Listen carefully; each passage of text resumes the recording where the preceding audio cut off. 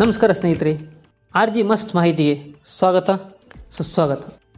ಸಿದ್ದರಾಮಯ್ಯ ರಾಜೀನಾಮೆ ಬಳಿಕ ರಾಜಕೀಯದಲ್ಲಿ ಹಲವಾರು ಬದಲಾವಣೆಗಳು ನಡೆಯುತ್ತವೆ. ಸಿದ್ದರಾಮಯ್ಯ ರಾಜೀನಾಮೆ ಕೊಟ್ಟ ನಂತರ CM ಪಟ್ಟಕ್ಕೆ ಯಾರು ಬರಬೇಕು ಮತ್ತು ಯಾವ ರೀತಿ ಬರಬೇಕು, ಯಾವ ಸರ್ಕಾರ ರಾಜಕೀಯಕ್ಕೆ ಬರಬೇಕು, ಅಥವಾ DK ಶಿವಕುಮಾರ್ CM ಆಗಬಹುದಾ ಎಂಬುದರ ಬಗ್ಗೆ ಹಲವಾರು ಚರ್ಚೆಗಳು ನಡೆಯುತ್ತವೆ. ಅದೇ ರೀತಿಯಾಗಿ ಸಿದ್ದರಾಮಯ್ಯ ರಾಜೀನಾಮೆ ಬಳಿಕ HD ಕುಮಾರಸ್ವಾಮಿಗೆ ಬಂಪರ್ ಚಾನ್ಸ್ ಸಿಗಬಹುದಾ, ಅಥವಾ BJP ಪ್ಲಸ್ JDS ಹೊಸ ರಾಜಕೀಯ ಗೇಮ್ ಶುರುವಾಯಿತಾ ಅನ್ನೋದನ್ನು ನಾವು ಈ ವಿಡಿಯೋದಲ್ಲಿ ಸಂಪೂರ್ಣವಾಗಿ ತಿಳಿದುಕೊಳ್ಳೋಣ. ವಿಡಿಯೋವನ್ನು ಕೊನೆ ತನಕ ನೋಡಿ. ಸ್ನೇಹಿತರೆ, ಕರ್ನಾಟಕ ರಾಜಕೀಯದಲ್ಲಿ ಮತ್ತೆ ಭಾರಿ ಚರ್ಚೆ ಶುರುವಾಗಿದೆ. ಮುಖ್ಯಮಂತ್ರಿ ಸಿದ್ದರಾಮಯ್ಯ ರಾಜೀನಾಮೆ ಕೊಟ್ಟ ನಂತರ ಸರ್ಕಾರದಲ್ಲಿ ಒಂದೆಡೆ ಕಾಂಗ್ರೆಸ್ ಒಳ ಜಗಳ ನಡೆಯುತ್ತಿದೆ, ಮತ್ತೊಂದೆಡೆ BJP ಮತ್ತು JDS ಮೈತ್ರಿಯ ರಾಜಕೀಯ ಲೆಕ್ಕಾಚಾರ ಹಾಕುತ್ತಿದೆ. ಈ ಮಧ್ಯೆ ಮಾಜಿ CM HD ಕುಮಾರಸ್ವಾಮಿ ಅವರಿಗೆ ಬಹುದೊಡ್ಡ ಅವಕಾಶ ಸಿಗುತ್ತಿದೆಯಾ ಅನ್ನೋ ಪ್ರಶ್ನೆ ಎದ್ದು ನಿಂತಿದೆ. ಹಾಗಾದರೆ CM ಸಿದ್ದರಾಮಯ್ಯನವರು ರಾಜೀನಾಮೆ ಕೊಟ್ಟ ನಂತರ ರಾಜಕೀಯದಲ್ಲಿ ಯಾವ ಬದಲಾವಣೆ ಆಗುತ್ತಿದೆ, ಮತ್ತು ಈ DK ಶಿವಕುಮಾರ್ CM ಆದರೆ ಏನಾಗಬಹುದು, ಅಥವಾ BJP ಮತ್ತು JDS ಹೊಸ ರಾಜಕೀಯ ಆಟ ಶುರು ಮಾಡ್ತಿದೆಯಾ, ಮತ್ತು ಇವತ್ತಿನ ಸಂದರ್ಭದಲ್ಲಿ ಅದರ ಬಗ್ಗೆ ತಿಳಿದುಕೊಳ್ಳೋಣ. ಸಿದ್ದರಾಮಯ್ಯವರು ಕೂಡ ರಾಜೀನಾಮೆ ಕೊಟ್ಟರು. ಆದರೆ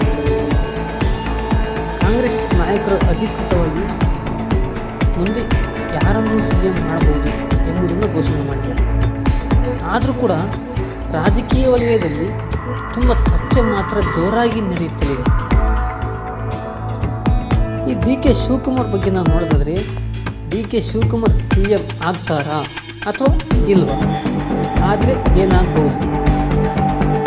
ಈ ಕಾಂಗ್ರೆಸ್ ಸರ್ಕಾರ ರಚನೆಯಾಗಿದ್ದಾಗ 2.5 ವರ್ಷ ಸಿದ್ದರಾಮಯ್ಯ ಮತ್ತು 2.5 ವರ್ಷ DK ಶಿವಕುಮಾರ್ ಎಂಬ ಫಾರ್ಮುಲಾ ಬಗ್ಗೆ ಚರ್ಚೆ ಹಲವಾರು ನಡೆಯುತ್ತಿತ್ತು. ಸಿದ್ದರಾಮಯ್ಯನವರು ರಾಜೀನಾಮೆ ಕೊಡಲು DK ಶಿವಕುಮಾರ್ ಅವರು ತಮ್ಮ ಬೆಂಬಲಿಗರ ಮೂಲಕ ಪರೋಕ್ಷವಾಗಿ ಒತ್ತಡ ಹಾಕಿದ್ದಾರೆ ಎನ್ನುವ ಸುದ್ದಿ ಕೂಡ ಹರಿದಾಡುತ್ತಿದೆ. DK ಶಿವಕುಮಾರ್ ಅವರ ಬೆಂಬಲಿಗರ ವಾದ ಏನು ಅನ್ನೋದಕ್ಕೆ, ಪಕ್ಷ ಸಂಘಟನೆಯಲ್ಲಿ DK ಮಾತ್ರ ದೊಡ್ಡದು, ಅಂದರೆ DK ಶಿವಕುಮಾರ್ ಮಾತ್ರ ದೊಡ್ಡದು, DK ಶಿವಕುಮಾರ್ ಅವರು CM ಆಗಬೇಕು ಅನ್ನೋದು ಅವರ ವಾದ. ಮತ್ತು ಕಾಂಗ್ರೆಸ್ ಗೆಲುವಿಗೆ DK ಶಿವಕುಮಾರ್ ಅವರ ಶ್ರಮ ಅಪಾರವಾಗಿದೆ ಎಂದು DK ಶಿವಕುಮಾರ್ ಅವರ ಬೆಂಬಲಿಗರ ವಾದವನ್ನು ಕೇಳುವುದು. ಅದೇ ರೀತಿ ಸಿದ್ದರಾಮಯ್ಯನವರ ಬೆಂಬಲಿಗರು ಕೂಡ ಹೇಳ್ತಾರಲ್ವ, ಅವರು ಹೇಳೋದೇನೆಂದರೆ, ಈಗ ನಾಯಕತ್ವ ಬದಲಾವಣೆಯಾದರೆ, ಈಗ CMನ್ನು ಸಿದ್ದರಾಮಯ್ಯನಿಂದ ಇಳಿಸಿದರೆ ನಾಯಕತ್ವ ಬದಲಾವಣೆಯಾದರೆ ಸರ್ಕಾರ ಅಸ್ತಿತ್ವವಾಗಬಹುದು, ಮತ್ತು ಸಿದ್ದರಾಮಯ್ಯನವರ ಆಡಳಿತ ಉತ್ತಮವಾಗಿತ್ತು, ಮತ್ತು ಈ ಆಡಳಿತದಲ್ಲಿ ಸಿದ್ದರಾಮಯ್ಯನವರು ತುಂಬ ಅನುಭವಸ್ಥರು. ಹಾಗಾಗಿ ಈ ಸಿದ್ದರಾಮಯ್ಯನವರು ಹೊರಡಿಸಿರುವಂತಹ ಯೋಜನೆಗಳು, ಗ್ಯಾರಂಟಿ ಯೋಜನೆಗಳ ಕ್ರೆಡಿಟ್ ಕೂಡ ಅವರಿಗೆ ಸಿಗುತ್ತದೆ. ಇದೇ ಕಾಂಗ್ರೆಸ್ ಒಳಗೆ ಅಸಮಾಧಾನಕ್ಕೆ ಕಾರಣವಾಗಿದೆಯಾ?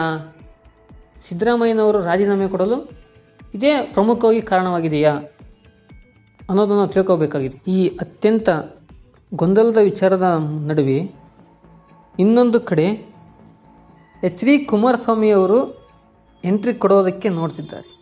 ಇವರ ಎಂಟ್ರಿ ಹೇಗೆ ಎಂಬುದನ್ನು ನಾವು ನೋಡೋದಾದರೆ, ಈ ರಾಜಕೀಯ ಗೊಂದಲದ ನಡುವೆ HD ಕುಮಾರಸ್ವಾಮಿಯವರು ಲಾಭದಾಯಕವಾಗಿ ಪಡೆದುಕೊಳ್ಳಬಹುದು ಅನ್ನೋದನ್ನು ತಿಳಿದುಕೊಳ್ಳಬೇಕಾಗುತ್ತೆ.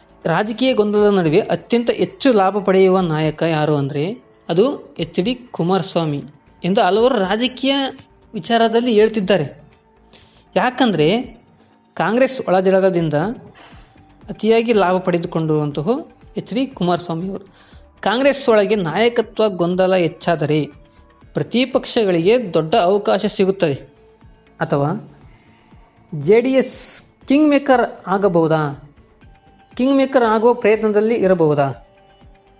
ಈಗಾಗಲೇ ಮೊದಲೇ JDS ಒಮ್ಮೆ ಕರ್ನಾಟಕ ರಾಜ್ಯದಲ್ಲಿ ಕಿಂಗ್ ಮೇಕರ್ ಆಗಿತ್ತು, ನಿಮಗೆ ತಿಳಿದಿರುವಂತೆ. ಮತ್ತೆ ಕೂಡ ಅದೇ ರೀತಿ ತರಲು HDK ಪ್ರಯತ್ನ ಮಾಡಬಹುದಾ ಅಥವಾ ಮಾಡ್ತಿದೆಯಾ ಅನ್ನುವ ಗೊಂದಲ ತಿಳಿದು ಬರ್ತದೆ.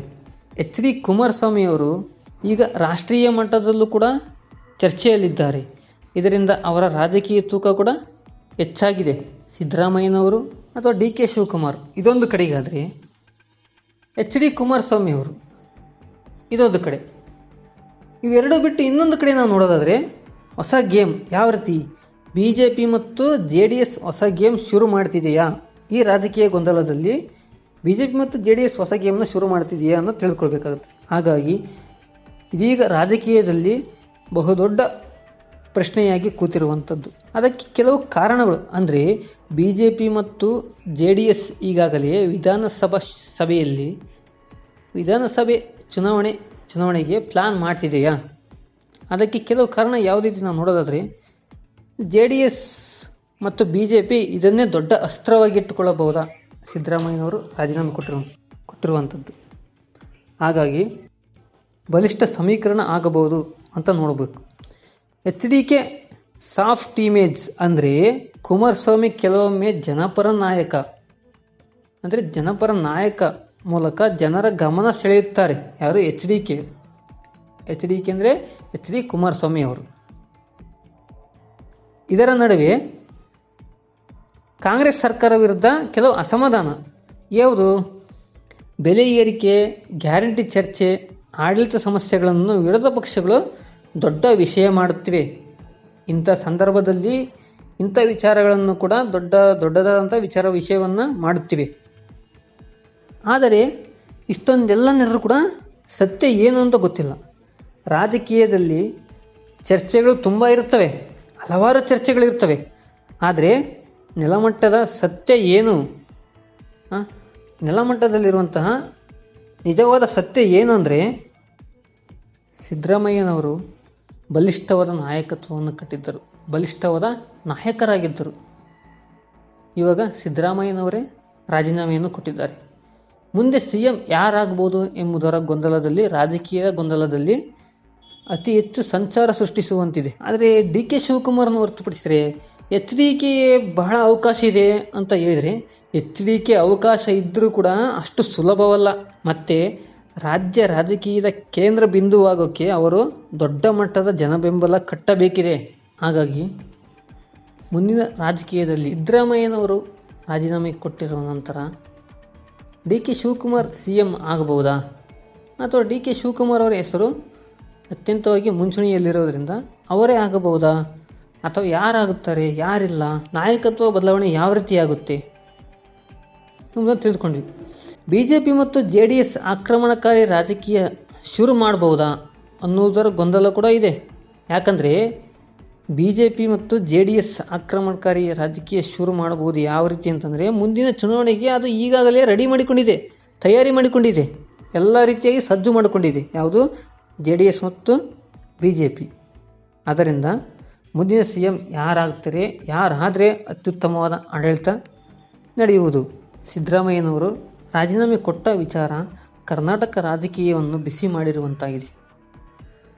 ಈ ಪರಿಸ್ಥಿತಿಯಲ್ಲಿ HD ಕುಮಾರಸ್ವಾಮಿ ಮತ್ತು BJP JDS ಮೈತ್ರಿಗೆ ರಾಜಕೀಯ ಅವಕಾಶ ಕೂಡ ಸಿಗಬಹುದು. ಮತ್ತು ರಾಜಕೀಯದಲ್ಲಿ ಕ್ಷಣಕ್ಕೂ ಲೆಕ್ಕಾಚಾರ ಬದಲಾವಣೆಯಾಗುತ್ತಲೇ ಇರುತ್ತದೆ. ಹೇಗೆಂದರೆ, ಮುಂದಿನ CM ಯಾರಾಗಬಹುದು, ಯಾರು ಗೆಲ್ಲುತ್ತಾರೆ, ಮತ್ತು ಯಾರಾದರೆ ಆಡಳಿತ ಯಾವ ರೀತಿ ನಿರ್ವಹಿಸುತ್ತಾರೆ ಅನ್ನೋದನ್ನು ಕಾಲವೇ ತೀರ್ಮಾನ ಮಾಡ್ತದೆ. ಈ ವಿಡಿಯೋ ನಿಮಗೆ ಇಷ್ಟವಾದರೆ RG ಮಸ್ತ್ ಮಾಹಿತಿ ಚಾನಲನ್ನು ಲೈಕ್ ಮಾಡಿ, ಶೇರ್ ಮಾಡಿ, ಚಾನಲನ್ನು ಸಬ್ಸ್ಕ್ರೈಬ್ ಮಾಡಿ. ಹಾಗೂ ನಿಮ್ಮ ಅಭಿಪ್ರಾಯವನ್ನು ಈ ವಿಡಿಯೋ ಕಾಮೆಂಟ್ನಲ್ಲಿ ತಿಳಿಸಿ. ಧನ್ಯವಾದಗಳು.